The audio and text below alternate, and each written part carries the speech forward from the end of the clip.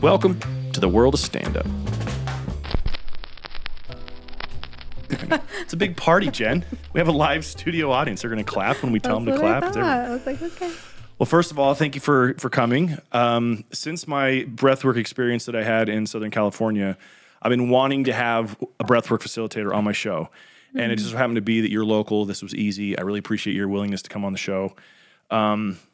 For those of you that don't know, this is Jen Coles. She facilitates. Is it somatic breathwork or just, is there a different, how are the disciplines described in breathwork? My style is holotropic breathwork. Holotropic. Yeah, Okay. but somatic breathwork is the body. So it is a somatic practice. Okay. But there's different types of breathwork. It's just holotropic, which is it's longer periods of time to music. But so they're similar. Okay. In a lot of ways. So they're basically, a fair way to say, is they're just different colored apples on the same tree? Yep, you get the same result. Okay. Well, cool, because the first breathwork experience that I ever had was labeled somatic, and so I clearly didn't know the difference. Yeah. But I've talked at length on this podcast about, the vision that I had during that time and just how impactful it was, and the combination of the external sensations of cold and heat and things, and the internal stuff, what was going on, it was all facilitated because of the rhythmic breathing. And so before, I want you to talk about your story here soon, but before we get into that, I wanted you to just kind of share what's the science of what happens in breath work. I've had individuals in my life be very skeptical about this. They're like, just rhythmic breathing does this? I'm like, yes, try it. It's amazing. So what is the science? What's actually happening when you breathe this way? There's quite a few things that happen during breathwork. But we are basically hyper-oxygenating our body. Okay. We are changing the pH levels in our blood. When that happens, we are actually slowing down our conscious mind and our everyday thinking mind, our monkey mind, slowing that down, and it opens up your subconscious mind. And when your subconscious mind is opened up, powerful things can happen. I mean, that is where we operate 95% from our subconscious mind every day. Our triggers are there, our behaviors are there, our patterns are there. So when that's opened up, you are able to work through a lot of stuff that's in there. You were able to work through trauma, stress, anxiety. It allows you to really to get out of your mind and really drop into your body and to get really into your heart. So, yeah. So just to repeat and affirm back to what you're saying is, so this rhythmic pattern of breathing just presents a level of oxygen that affects your brain. Because as you said, so the subconscious is where all of our automation is, basically. You don't have to think about blinking your eyes, or you park in the same spot when you go to the gym every time. Like, that's in the subconscious. Yep. And so the breath is the doorway into that. Do I understand that correctly? Yep. The breath is the gateway to that. Yep. And it changes the pH levels in your blood as well. And it also... How does it do that? When we are, because of the oxygen and the CO2, because you're breathing in oxygen and breathing out CO2 so fast, so quick. Okay. And then it also, you activate your vagus nerve, which is the nerve that goes throughout their whole body. When that's activated, it puts you in a parasympathetic state, so a state of relaxation when you're breathing like that. Is there a specific... God, there's so many questions. I'm getting ahead of myself here. Okay, so you've had personal experience in the benefit of this in a very dramatic way. Tell us a little bit about that. You have... do you still have MS? Yeah. Okay, so you're managing MS now. You'd never know. Like, seeing you seem like just this normal, healthy, vibrant person. So tell us about that story. Well, if we can go way back to... We can. We can go way back. I grew up in a very toxic environment, a very abusive home. As a child, my basic needs were not met by my parents. My mom was very abusive. It was chaotic and toxic in that environment. I went from that to an abusive marriage. And so my nervous system was always in fight or flight. I was always in survival mode my whole life. And I believe just over time, it was just like, no more. And my body, I got MS, multiple sclerosis, and it progressed so bad to the point where I was in a wheelchair and I couldn't walk. And then I had to use a cane and a walker, and I was a single mom of 2. Did that come on all of a sudden, or was it a progressive thing where all of a sudden you couldn't walk and it freaked you out, and then you could again, and then it just deteriorated?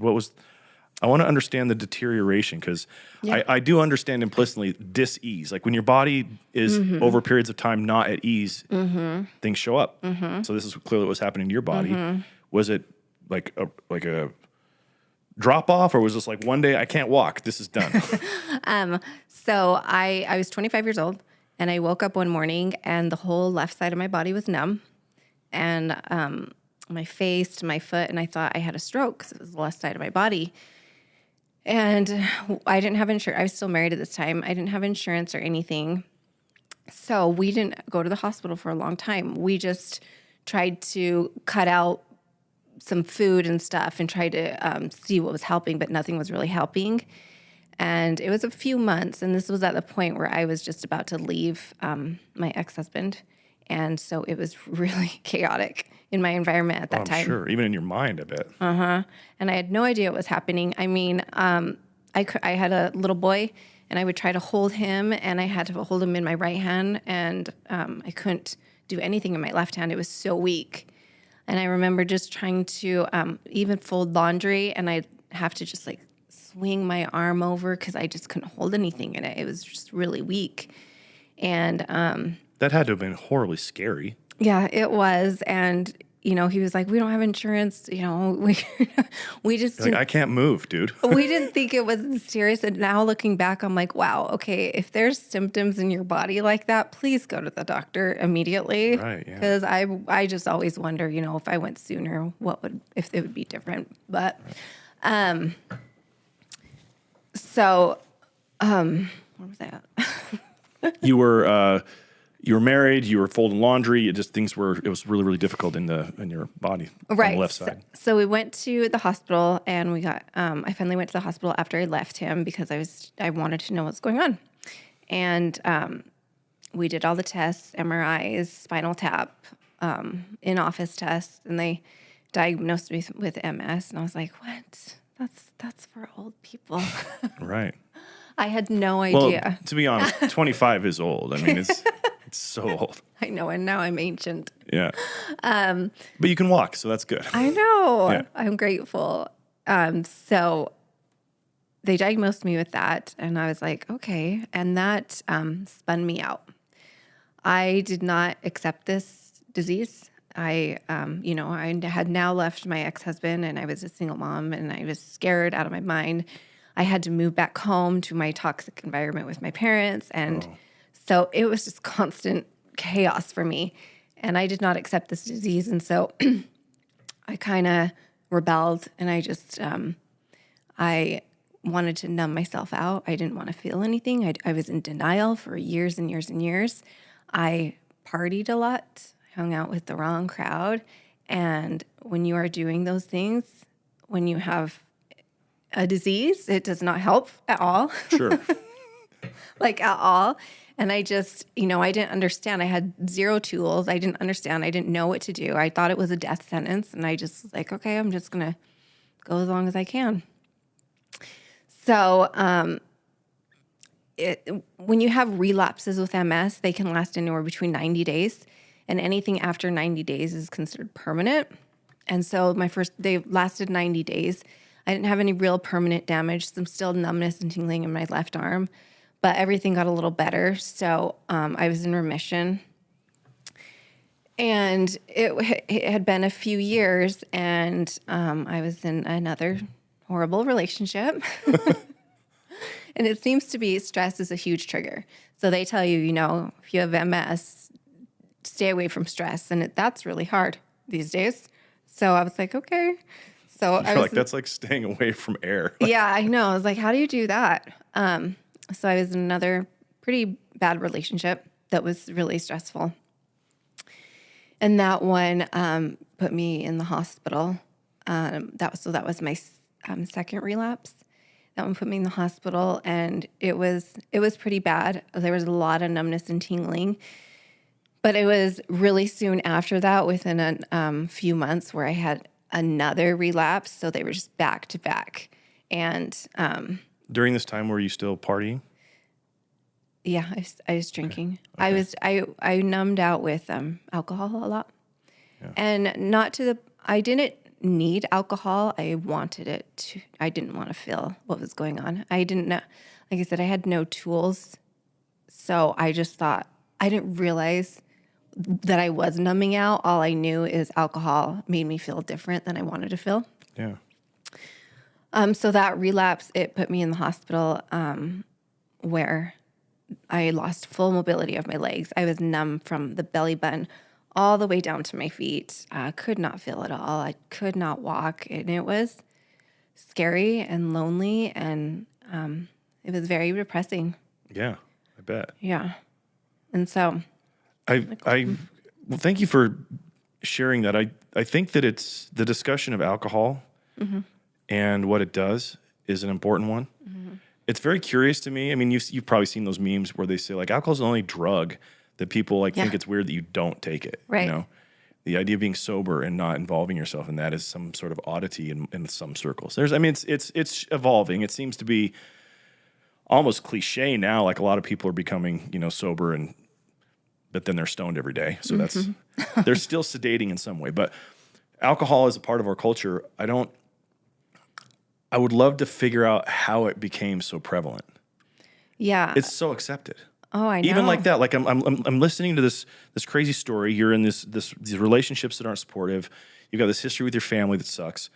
Your body is literally breaking down on you and caving on you. Your body's being like, yo, Jen, fuck off. Like, we're out. Yeah. And you're like, cool, line them up. Like, you're still drinking at the same time, you know? That is, I don't look at that as far as anything that's on you. Like obviously it is on you at some level, but that's a cultural thing. That's in our culture, that's acceptable. Yep. And everyone was doing it that I was hanging out with. And I actually did drink alcohol to open up a little more because I was so closed off as a kid and my voice was always silent. So when I drank, it gave me a voice. It made me feel like accepted by these people because like my parents didn't accept me. So I felt like I was included with something, not knowing how awful alcohol was for you. No idea. Like they don't teach you. They just say in school, don't do drugs, don't drink. I had no idea the effects that alcohol has on the brain, on the nervous system, everything until it was right after my relapse where it was so bad that I checked myself into a rehab to get help to stop drinking. Booze. Yeah. Wow. I wanted help just to stop. So I remember just walking in there just so defeated. And I looked dead because I was so broken. Yeah. And I had hit rock bottom. That was rock bottom. And I checked myself in there, and the things they teach you in there were so basic and so simple that no one ever taught me. Like, do a morning routine. I'm like, what? Morning routine? What? I got to wake up and be out the door in 10 minutes. What are you talking about? Yeah, do a morning journal, gratitude journal. I was like, okay, I don't know what difference that can make, but I mean, those things changed my life. There are so many people that have that opinion. Yeah. That don't get it. Yeah. It changed my life. Meditation? What? No. I know. I remember one time. What am I, on Oprah? No. Yeah. I remember one time in rehab, we did a meditation. I'm like, this is so stupid. Yeah. And now it's part of my practice. So. Well, the hilarity of you saying that is that I'm willing to bet that there are skeptics that show up to breath work. And like, what is this? And then they get into it and they probably, I'm willing to bet because I believe in karma that anybody that's skeptical or at worst talk shit on breath work and then they go experience it, they're probably the ball babies in the corner that are like in the fetal position, just releasing all the stuff. Every time. You're like, hey, John, how's that working for you, bro? Every time. Yeah. Every time. I hear that at least at every single event. So people are skeptics. They don't like, oh, I thought we were coming to relax and meditate. Okay. Yeah, you are. Just follow along, bro. So you were in rehab. How long were you in rehab for? Oh, I wanted to stay there for a long time because I just loved what I was learning about myself. Yeah. I felt free. I was learning all the tools. I stayed for 9 months. Really? Yeah, and it was actually going back just a little bit, just right before what checked me into rehab is my relapse was so bad. I couldn't walk that I was so depressed. I was so suicidal. And I tried to end my life.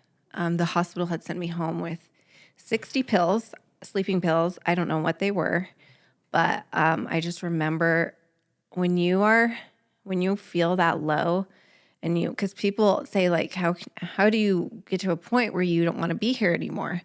And some people don't understand. You just feel so alone. And it was just absolute rock bottom for me. And I wanted to be gone. I didn't want to be here anymore. It was too hard. It was so hard, and I was alone. And I took those 60 pills and I just swallowed them. And I wrote a letter to my kids. I don't even remember what it says. And I woke up the next day fine. Nothing happened to me. I didn't sleep in. I had So the pills didn't do anything? nothing. No, and there was 60. Okay, so like real talk, how do you internalize it? That's one of those sort of things like, is Jesus real? Like, do you have like a belief in something bigger now that you're a part of healing and helping other people? Like that to me seems like divine intervention. Something happened because you don't just not have an effect with 60 sleeping pills. I know. I remember waking up the next day and I was like, I just looked up and I was like, okay.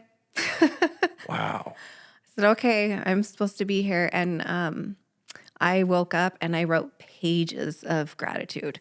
I am grateful for the air, the pillow, my bed, just my kids, just pages. And I was like, something's got to change. And this is where I start my healing from within. And that's where I begin my healing journey. Wow. That's really like poignant. Yeah. And intimate. Thank you for sharing that with me. So many people have dealt with that, like attempted suicide, failed attempted suicide, thankfully. And unfortunately, there's some that the attempt worked, Wow. Yeah. So I want to tie those two things together in a very real way because as you shared earlier, one of the effects of the oxygenation of your cells in your brain and the pH in your blood from the oxygen that affects brain science, like it affects that in your subconscious where all of our programs are. There's a common denominator with everyone that feels like they don't matter. And dare I say, there's like a spectrum. Some people make decisions that end up taking them out, and some people try and either fail or succeed. And then there's others that just have thoughts. But underlying with that, there's just some sort of like program that allows that thought to persist. This unworthiness of love, unworthiness of life, unworthiness of acceptance. I heard you say that, your needs weren't met as a child. Knowing from my own experiences in breath work and having, conversations with former versions of myself in breath work, like that experience in youth is so catastrophically impactful for how you become as a human. Or not as a human, as an adult. You're already human. Yeah. But my whole point is that so what a beautiful jump off that thankfully that didn't work. And the next morning, if I heard you correctly, was kind of like this rebirth, if you will. You're like riding, you're like, were you surprised when you woke up? We're like, is this heaven? What am I doing here? No, yeah. And I wish Heaven's rehab? it was. I was surprised. And it was just my aha moment. Wow. That I'm supposed to be here. I didn't know why. And I didn't know where my path was going. And I was still struggled for a long time. But I knew that I was supposed to be here for something. How much longer between that moment did you find some, I'm forgetting the exact name of your discipline, breath work? Yeah. So it had been years. So I first started with therapy. Therapy, I love therapy. It's very helpful. It's helped me. It saved my life. Rehab saved my life as well. Meditation, the gym, changing my eating habits, all these little things. I did so many little things. Nature, and I eventually found breath work. And when I first did breath work, it was for 7 minutes online. And so it wasn't even in person, which I just think the in-person ones are way more powerful. However, the online ones have such an impact as well. Sure. And I was bawling, and I was like, why am I bawling? I held so much in because I wasn't allowed to cry. So, and so many people do that. So many people, especially men. But I held so much in and I was just bawling and I haven't stopped crying since now. But I felt amazing. I had all this energy. I went to the gym. I had the best workout. I slept amazing. I was like, there's something to this. Yeah. And then I did another session and it was 45 minutes and I had an out of body experience. I was released. I was having all these memories and visions come to me and all this clarity. Forgiveness was flowing through my body, love for myself. I felt less anxious, less depressed, less stressed. And I was like, this is powerful work. This is absolutely amazing. And I said, I need to figure this out and I need to show people what their breath can do. Because we are the drug. We can help heal ourselves. We are just never taught these things. It's almost like we have to go out and find them ourselves because there's these quick fixes that the doctors want to give you. And I'm not knocking medicine or anything like that. It all has its place. But when you go to the doctor, my doctors, they never told me about stuff like this ever. They medicated me on everything they could medicate me on. I was on so much medication. I was just a zombie. I just didn't feel much. And that's not how I wanted to live. I knew it didn't feel right for my body, my system. And so when I discovered breath work, it changed my life. Yeah. I think there's, excuse me. I think there's something to be said there that you're like having truly still quiet moments in an optimal environment with yourself. It's almost like a hard reset. Like you have to do a hard reset on your phone every now and then. Like why wouldn't we need to do that on something as complex and powerful as our minds? Yes. And our bodies, of course. That's exactly what it is. So it's the tells are all there. It's like the feelings of forgiveness, the feelings of connection, the out of body stuff, the visions, the everything. It's so crazy that just that rhythmic patterned breathing in an optimal environment opens all that up. Mm-hmm. How much of do you think is from, like, because what little I know about the pineal gland, like the third eye or whatever, that, DMT, dimethyltryptamine, our bodies produce that, which is a very hallucinogenic drug when it's consumed recreationally outside. But like your mind has the capacity to create that exact compound. Mm-hmm. How much of those things are stimulated because of that? That happens in breathwork to a lot of people all the time, the DMT release. All the time I hear about it, and people have trance-like experiences.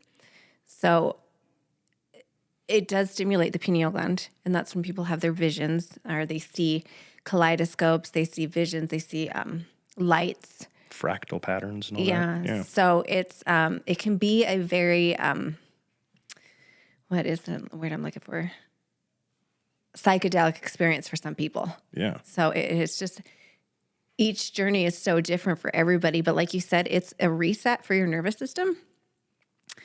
And it's whatever you need in that moment. The breath will go in and give you exactly what you need in that moment for each person. Yeah. Are you familiar with Wim Hof? Uh-huh. So how much different is what he does with his breathing to handle extreme cold and different, very just difficult external situations versus what your breath work and the other things like yours are? Like, do you know enough about his breathing this dude swims in like freezing water. He's walking around barefoot all the time in the snow. He's a crazy person, but it's because of how he breathes. He'll talk about the Wim Hof method. Mm-hmm. Are you familiar with that? I've heard about it. I haven't tried it. I know that there are many different breath patterns to use, many different styles for what you're looking for. There's kinds for relaxation, for energy, to people when they do take ice baths. There's a different type of breathing style. Yeah. And those ones are when you're breathing, you're still in your conscious mind. So you can really do those anytime. You can do those except driving. I don't recommend it because it does make you dizzy, but you can do those types of breathing patterns when you're doing the dishes, when you're cleaning, just all the time. I do take, and then there's transformational breath work, and those are the journeys like the one I took you on, right? Where you're lying down and it's about an hour breathing. Some people do it longer. And holotropic breathing can be up to 3 hours. Really? Yeah. I wonder what that would be like. Cause I know for me, like my biggest breakthrough in the last one that you had facilitated was at the end. So I'm wondering like how. I haven't done a 3-hour one yet, but for some people, their transformations and breakthroughs happen right at that 60-minute mark. Yeah. And I think the 60-minute mark is the sweet spot. But some people's transformations happen right 20 minutes in, and they're just releasing and they're going and they're just in their journey. Yeah. So I had that happen. So the one that you did was interval based. There was like 4 different intervals where there was a hold, a deeper hold, and the pattern of the breath work was, you start at your stomach and move to your chest, and it's all through your mouth. What other sort of patterns are so I know the result that pattern brought. What are there different styles of patterns of breathing that you do other than just or is that pretty much the main one? So that one's a little more activating to the nervous system. Okay. There is one for more of a relaxation, and that's in through the nose, out through the mouth, with the exhale being longer, because when the exhale is longer, it does activate the parasympathetic nervous system. Okay. And that one's a little more relaxing. You can do breath work right in the morning. That's when I suggest doing breath work. And you can do it just through your nose, just for like 3 minutes. Or you can just do your mouth in and out, in and out, in and out. Or the breath pattern I taught you, in through the belly twice and then out. Or in through the nose and out through the mouth. So each one is going to have a little different effect on the body. And you kind of find which one you like and which one you need for that moment. But the one I had you do is more activating, which will get you into the transformational part of the journey. So that's so cool. Okay, so let's kind of go back a little bit. I'm curious about, so you had this literally life-saving event. yeah. And this opened the door for you to want to start exploring more your own health. Is that a fair way to say it? It got you into therapy, got you into other, you started meditating. Because of rehab, you were already journaling. I'm sure you started doing more of that. It became just more active, right? So you find breath work. You do your first one, has this great experience. Describe to me the moment where you thought, I could actually do this. Like teach it? Yeah. Right after that first session. Really? Yeah, I was like, I want to do this. I'm going to do it. Like I love this. I want it. I felt like in that moment, I've never been so called to something. And I just remember years before, I was like, I don't know what my purpose is. I don't know why I'm here. I don't know what I'm doing. Like, I don't know what my passion is. I tried things. And in that moment, I was like, this is it. Like, I just felt so called. The pull was so strong. And my life has never been the same since. That's really cool. Yeah. I got to be real. I'm kind of jealous. I mean, I'm not a jealous person, but like the idea of having something feel so certain. So certain. That's really cool. And I want you to know that's rare. Yeah. Like we have a lot of voices in self-development and excuse me. We have a lot of voices in self-development and in the world of, transformation, whether, yoga and Pilates, and there's all these different modalities that are trying to help you to do that. And there's really, really great people that do those things. But I think that the talk of, well, I've got to find my purpose. I need to know my calling. It can be like hard sometimes because when it doesn't come, you like, well, it causes more issue than I think it's intended to when you don't know. So the idea that like you had this transformational moment where like, no, I know now, like this is my thing. That's awesome. Yeah. And I for years, I remember I struggled because I didn't ever feel fulfilled at a job. And I just remember coming home from a 9-to-5 job so stressed out. And then, my kids got the worst of me. I was so stressed out. I was, angry. I was so disconnected from my body. Right. I was working for somebody else. And I just did that for years. And I was like, this is not it. I felt this is not it. This is not what I'm going to do for the rest of my life. I don't feel like this is it. And I was just always looking for that passion for something to light me up. And I've heard of other people having it and it wasn't coming to me, and I'd get more frustrated and more frustrated. And so that's why I kind of say breath work found me. I didn't find breath work, it found me. The timing, everything just worked out so beautifully in how it came to me. That's great. So in my experience, and I want you to correct me because I think I'm wrong here, but I don't think I'm that wrong. It seems to me that breath work, and I don't want to knock the dudes that facilitate this, but like it seems inherently like a feminine thing. That the most impactful experiences that I've only done breath work with female facilitators, and that's you show up with a different energy and a different vibe as a woman as opposed to a man, and there's no right or wrong in this. It's just different. And I've heard stories from others like, yeah, you need like a really like feminine experience to kind of open that part of you up to be able to really get the effects of it. Am I wrong? Is there dudes that can do just as good as you guys do, or how does that work? So personally, I haven't had a dude do breath work.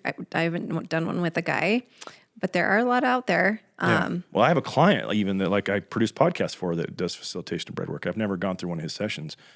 Yeah. He's a great guy, and he's really good at what he does, and he's revered in the whole thing. But like, and maybe that's just. I'm in real time kind of like breaking this apart to see why that would be a preference for people. Because it's not just men that prefer that sort of feminine thing. Women do as well. It's almost like massage therapy. It's like they'd rather have a female masseur. They do, and I think it's because... Is it because of the healing nature of what happens, and that's more of a nurturing energy, and that's easier for women to... I think so, especially with the hands-on.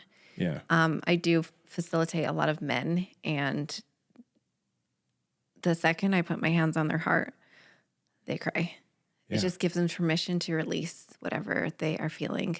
And it is very feminine, and I feel like they feel safe.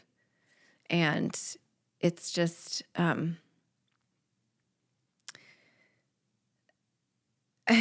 just think it is a feminine thing. Okay. I do prefer girls too. So that's interesting. Yeah. Like I said, like I've never done a breathwork session with a male facilitator. And you know what? I'm thinking now that I should probably do that. I should probably allow myself the experience of a male facilitator to see the difference in what that looks like. Because like the guy that I know, he's awesome. He's super in tune. He's masculine, so it's not like he's effeminate in that way. That's an interesting sort of juxtaposition between the two.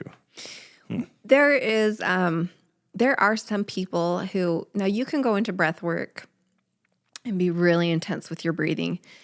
If you want a more intense experience, kick up the breathing, breathe faster. However, intensity does not equal the transformation that you could have, that can happen. You can have a transformation with a soft, loving, easy, gentle breath. I do think some men, so I always educate them in the beginning, feel like they need to go all in, like crazy to get that transformation. I'm breathing, dude. Yeah, I get it, dude. That's to get that transformation. But some men really like that. So I just educate them, go at your pace, listen to your window of tolerance, listen to your inner wisdom. It'll tell you what you need. And you can have a beautiful experience just by slowing it down. You don't need to go, You know what? I wonder if there's something to that because, for myself, like a lot of the things that I had to work through and even currently still come up are associated with the relationship I had with my mom and that dynamic. Yeah. And so that lends me to be more like, it seems more appealing for a feminine, healing, sort of embracing, loving experience in breathwork. I'm wondering if the men that are really like those gung-ho, like we're going to fucking breathe, dude, if they've got daddy issues. If there's some sort of thing there where like they're trying to get dad's approval. And the way to get dad's approval is to be, more dudeish. And so they want that. I wonder if there's something to that. I wonder if I'm full of shit or if that's real. No, I think so. And a lot of the men, especially if they're brand new to breath work, don't know what they're going into. And they feel like they need to not get vulnerable. They don't want to get vulnerable. People are scared to get vulnerable. It's a scary thing. Isn't that a funny thing? Yeah. So they're afraid to get vulnerable. So they kind of act tough during it. That's why I'm with me, at least, my cues and everything, try to get them out of that place so they can get in their body and be calm and gentle. And when they finally get there, they're finally feeling like I had a guy today this morning. He says, I've never been vulnerable ever my whole life. And he was just crying, bawling, thanking me so much. All from breathing. And it was just beautiful, beautiful, crying in front of 100 other men. And he didn't even care. Does that ever get old? No. Every time I just want to hug them and tell them how proud I am of them. That's so cool. Never gets old. It's such a fulfilling thing. I never get tired of this. Okay, so I want to take a little bit of a turn. Okay. Because this is my show. We do jokes and shit on here too. It's not just a total serious podcast. What's the craziest thing you've ever had happen out of a breathwork session? Oh, I've been asked that before. I've seen it all. Oh, there's been a lot of stuff. I'm trying to think the most craziest. There was one group, and the screaming was crazy. Just like really. Everyone was yelling and screaming like for 20, 30 minutes. They were just letting out that there was this one gentleman. So I go around before I start and ask if I can put hands on. I've breathed hundreds of people, and I've probably had 5 people ask for no touch, which is the best part in my opinion. You don't want to have to touch him? Is that what you're saying? Or? No, touching is the best part. Oh, the best. Oh, okay. I understand. To be touched, but some people don't want to. Yeah. So I probably had 5 people, and this one guy didn't want to be touched, and he was one of the guys who just all in, just very aggressive, and he was screaming just like crazy, and I couldn't go console him because he didn't want to be touched. Yeah. And I was trying to whisper in his ear, but he couldn't hear me over the screaming, and he was screaming for like 20 minutes, and then he shared after that how much trauma he had. He was going through so much trauma. So he was releasing so much. And then he came back again, and I said, gentle, loving breath. So he's like, I'm going to try that next time. He tried that, and he goes, wow, that experience was so much better. Yeah, that first one sounds like a lot. Mm-hmm. And it is a lot of energy. Like you need a bath when you were done type thing. It is a lot of energy for me to take on. Oh, I'm sure, yeah. A lot. I get really, I kind of have to protect my peace, protect my energy before I go into these. 'Cause they're draining. Very draining. Well, I wanted you to kind of share this, the scene. Because, we've talked about it's this rhythmic breathing. There's all these things. So describe, if you will, like what is the most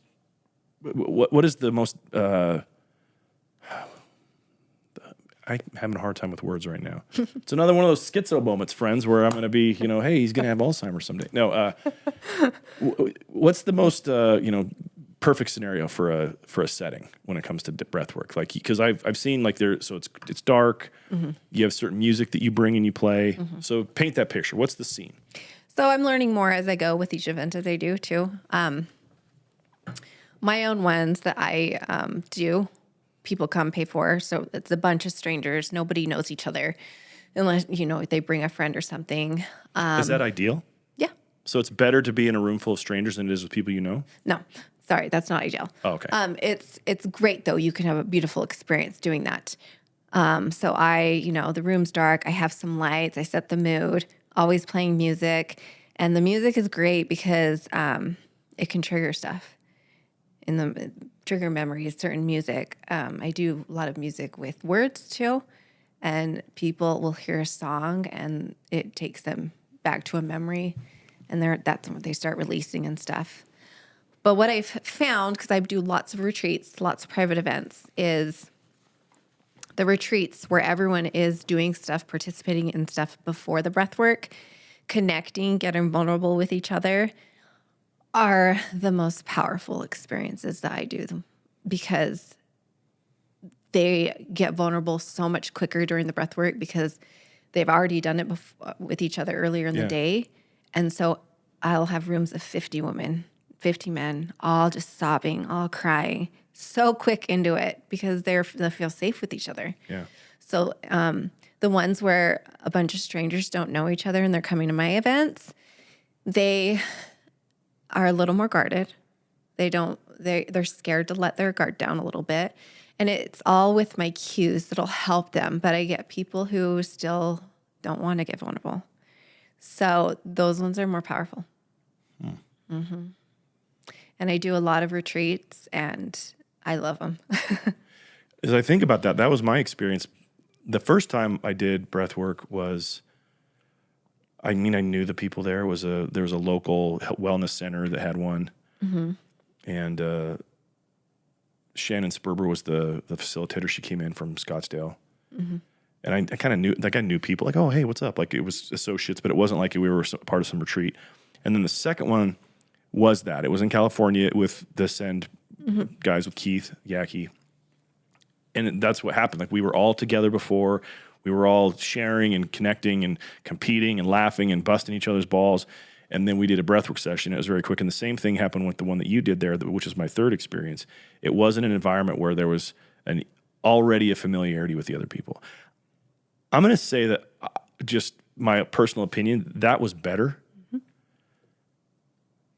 Because one of the things about like my experience of this, and you did this as well, like your cues, when you say your cues, what you're saying is like, if you feel this, be willing to do this. Like you're giving permission, if you will, throughout the breathing to acknowledge or express certain feelings that are in the body. And so sometimes it does mean like a guttural sort of scream, or it means, it's okay to cry. It means okay to like, hug yourself. It means okay to roll or whatever in the movements, or to like, I can only imagine how silly it must look with some of the things going on with like people moving around and everything from the effects of it. But so your cueing has a lot of power in where it takes the whole group with what happens there. So I guess what I'm saying is that if you have an opportunity to do breath work, do it. If you have an opportunity to do breath work amongst people that you've already become close with, of course do that one.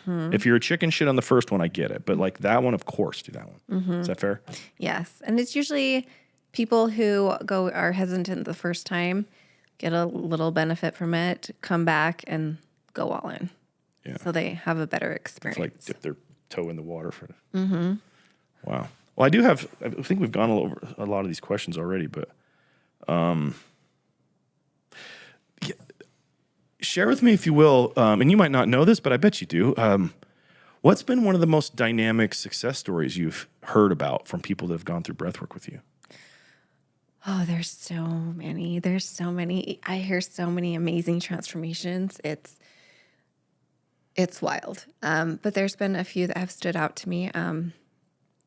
A woman, she had been raped in earlier years before, and just holding on to that anger. In fact, she was so angry that, the technique that happens where your hands turn into little lobster claws, hers turned into fists.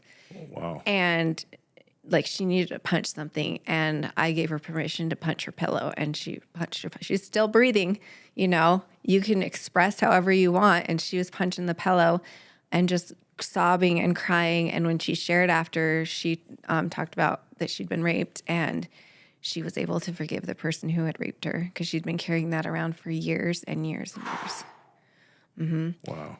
And lately, this has been coming up in every single one of my sessions. People have been able to, they have vivid memories of people that have passed in their lives, and they have connected with them with their breath work, and they're telling me these stories. And one woman had lost her little boy. He had died in a car accident, and she was just crying, telling this story. And of course, we're all crying. She saw her son, and he just, said, "Mom, I'm okay." And she was just like, she's just crying, telling us this. She saw him in a vision. So, and a lot of people are seeing people that passed in visions. And then I do have some kids come. The youngest was 9. And I think that to introduce these 2 kids, especially now, is huge, because kids are going through so much. Right. He did the breath work, was crying, and then he shared after, and he said, I've never felt so much love and peace in my life. And I know that we're just all here to love each other and to help each other. And he was just so grateful. It was so cute. That's awesome. Yeah. As I think about this and I hear what you're saying, I'm wondering how long it takes for this to be more deeply integrated into other modalities of wellness, like therapy and like, or hypnotherapy and then breath work, or sheesh, man, even like physical therapy and overcoming, damage to your body and things. Because clearly, like your story, that helped. Like, and I know another friend of mine, Ryan Flint, he had some real heavy issues with his intestine and his bowel and things. And like, he credits breath work to being what got him over the hump there and being able to get out of that. So I'm watching this thing happen, and it's like, dude, this is like, it's like a piece that could be put into all these other powerful things that, how old is breath work? Because it seems relatively new. Oh, I thought that too. It's been around for a long, long, long time. Really? Yeah, it's been around for a long time. I didn't hear about it until the first time I did it. Oh, really? No, I was like, breath work, I breathe every day. What are you talking about? Like, I had no idea. And I feel like it's really picking up now. And a lot of people, and maybe it's just in Utah, it's really getting popular in Utah right now. And which is, I've been so busy. But I didn't hear about it either until I first did it. Yeah. But for centuries, it's been around. Okay, centuries it is. I had no idea. I can't wait to find out the Vikings were, before they went and pillaged. I don't know. Yeah. I've got to get in step with myself before I go take their things. All right. Wow. Okay, so are you open to not talking about breath work? Because we have a segment towards the end of every episode where we just talk shit on current events. Oh, yeah. We have a laugh about it. But before we get into that, I was going to say this. I think there's a reason why it's popular in Utah. I think in Utah we have, because of the culture of the church and things here, there's a lot of repression when it comes to relationships and a lot of odd things within mom and dad and kids and parenting and then the culture and judgment and guilt. And when you can get underneath all that, it kind of breaks it apart in a very, like, it's emotionally violent sometimes. Like, I've had some experiences that were isolated in my first breathwork session where I was really angry. Yeah. I was like, I was pissed. And then I was able to kind of break it apart through the breathing. And actually, there was a hold interval that actually really helped me to do that. Because like this anger, and it was like, no, I need you to. And for those of you that haven't done it, like there's a part where you can hold your breath for fucking 3 hours, it seems, because you're everything is so oxygenated in your body. You hold your breath, and it's almost like your body's just like, I can keep going, but we're not used to being holding this long. Yeah. And you have to kind of have that conversation with your body and just kind of keep clenching it. And when I finally was able to release that, the anger was gone. It went away. Yeah. And Utah just seems to be like a target-rich environment for people with mommy issues, with daddy issues, with guilt issues, with all that stuff. So. I mean, I was one of them. Right? Me too. Yeah. Yeah. And there's a lot of trauma. We all have trauma. Could be anything small. Some of us have really big traumas. I have a lot of big trauma. I'm the lucky one. But we don't process our emotions. And when we don't process it, we stuff it down in our body. Yeah. And that is when it creates your body to be at disease. Yeah. That's when the depression happens. There's so many people who are depressed. There's so many people who are just constantly stressed and anxious. There's a lot of disease because we are not feeling our emotions. And I think people are finally seeing. Is it that we're not feeling them or we're not acknowledging them? We're not letting them come through. Okay. When we don't feel them, when we push them down in our body, they get stuck in the cells of our body, in the tissues of our body. And that's what the breath does. It goes in there and it softens those, and it helps you release it. Yeah. I think you're onto something with that. Like, just the emotional. I mean, you're a grown woman. You've met plenty of people that are 6-year-olds emotionally. Oh yeah. That are adults that have families and children, and they parent, and like, bro, how do you live? I've dated them. I'm like, what? How old are you? Well, hopefully, your next relationship won't be so. It won't require you to use breath work to get through it. I use it all the time now. Well, that's good, right? Like that's when you have the tool. But yeah, I found that to be something I'm 47 years old, and I've been, I grew up very heavily involved in the church. I was a Mormon for up until my early 30s. And I even was excommunicated at one time, and then I went through the process of getting rebaptized. And when I started going, so this is 2 or 3 years ago, I invested really heavily in this. It's called Upgrade. I've talked about it a ton here. It's out of Arizona. William Lamb is the main guy that does it. And it's a lot of mental programming, basically addressing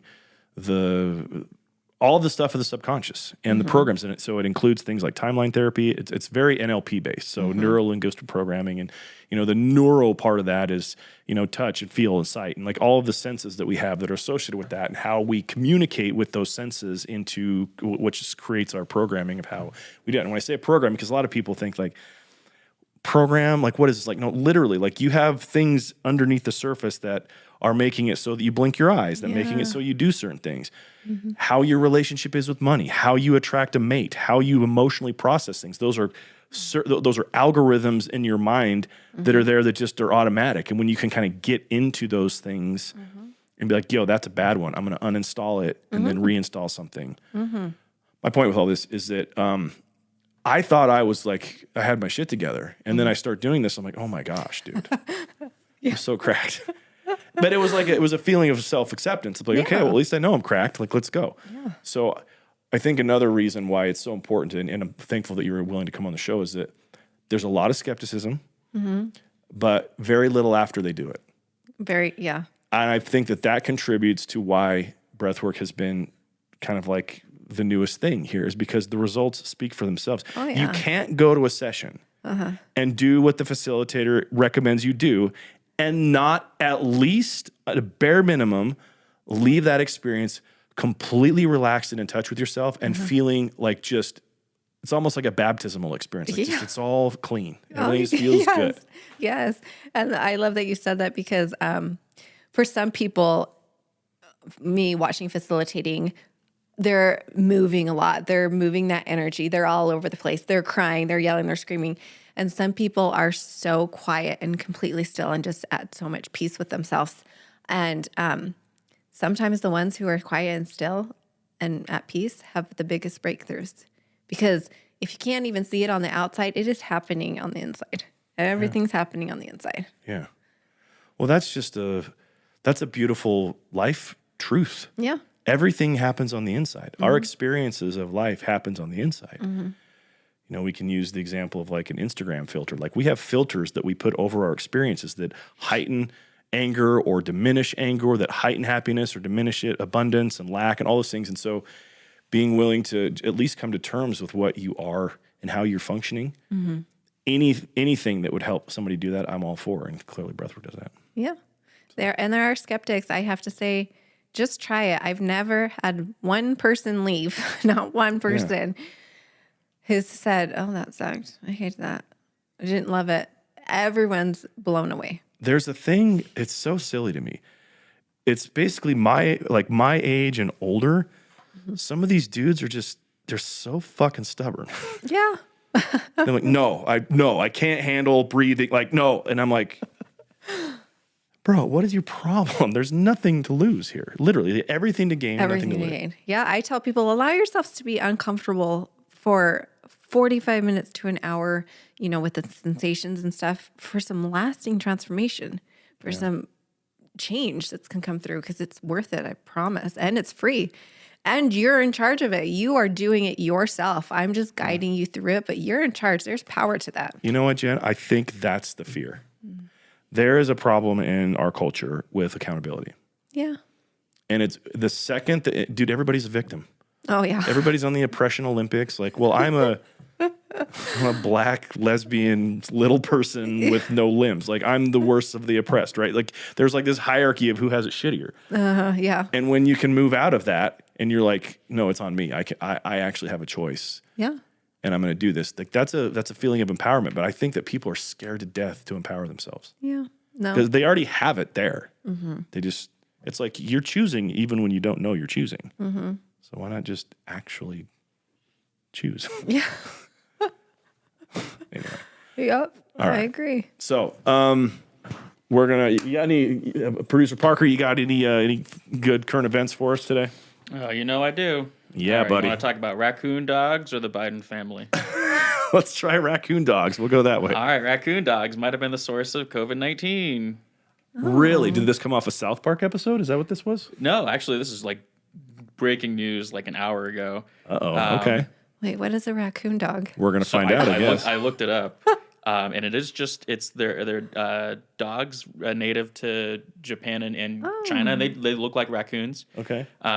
And apparently these were being sold at the meat market in Wuhan, where the wet market. yeah, the wet market. So Okay. like they thought bats were the initial all right, one. here we go. This is fucking bullshit. That's what it is. Oh, we're getting too close to the lab leak theory to actually being provable, so they got to say raccoon dogs is what it is now?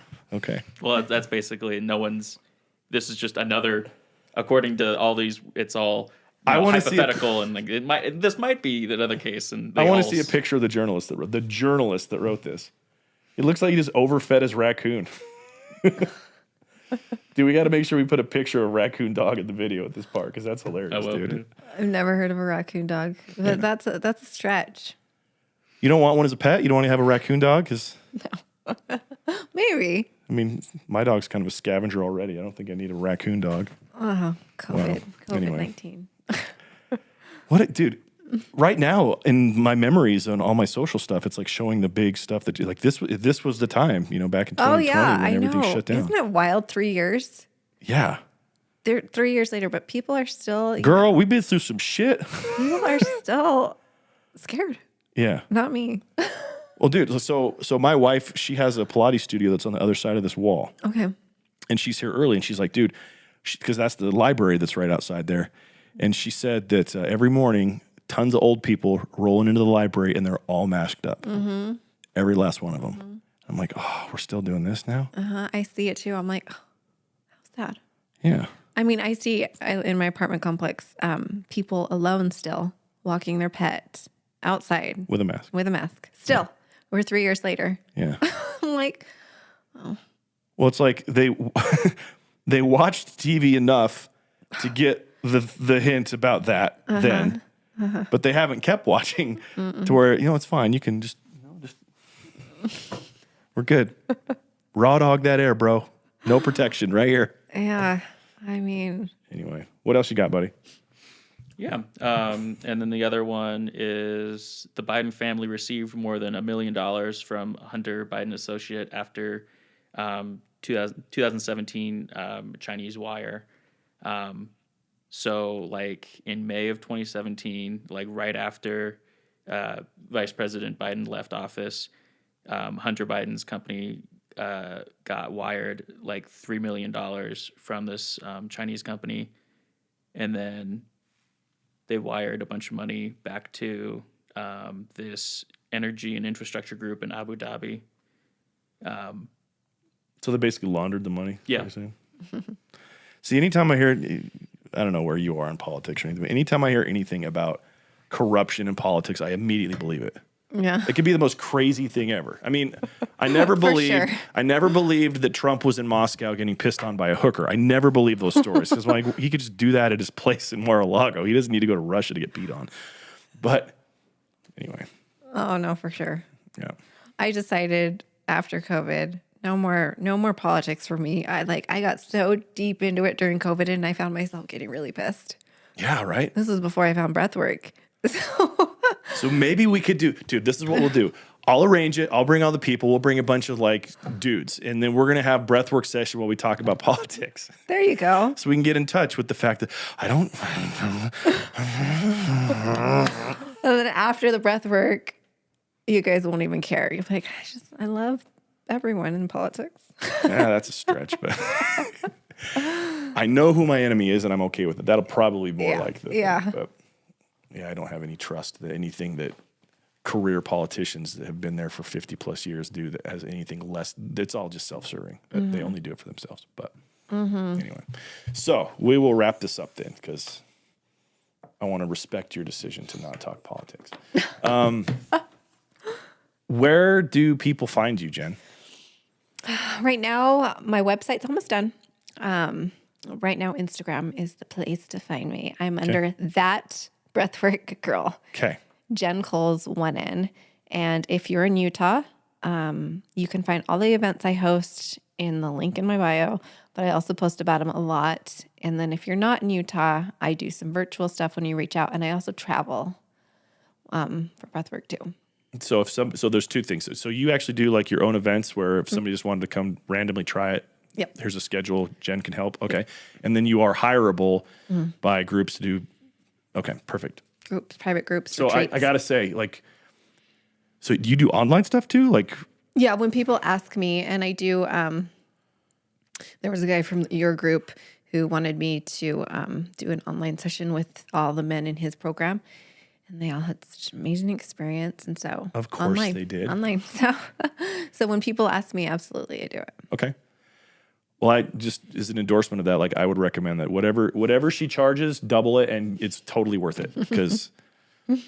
Like it was a very personal. The last one that I did, it was very personal for me. And it was very, not to sound cheesy, but it transformed me into a different. Like I could see. I understand and I believe that in order to have lasting change, it's not just about modifying or like inhibiting behavior. You have to go way deeper than that. It starts at a core identity level. How you truly see yourself matters, and what you see you're capable of, and how, like your worthiness, your ability, your capacity, all those things, and then that governs your values, which governs your beliefs, and then that governs your behaviors. And so for me, I had like a shift in my identity, and all of a sudden, behaviors that were an issue before like weren't. It's like I'm not even tempted in that because I'm just a different person now. Yeah, and it's getting into the body. That's where the real work is. It's getting right into there, and your breath gets you right into your body. It's crazy that the thing that your body does gets you into your body. But a lot of people need that reminder. It's great. But okay, so Jen Cole's That Breathwork Girl. I'm going to put the tag in the episode description. Do we miss anything? Is there anything else we need to? I always forget to say stuff, but I think we're good. Okay. I'm always like, shoot, I forgot to say that. Okay. I think I got it all. Well, reach out to her, give it a shot. And so we're going to wrap this up, friends. Thank you so much for watching and listening to Stand Up. We're out of here.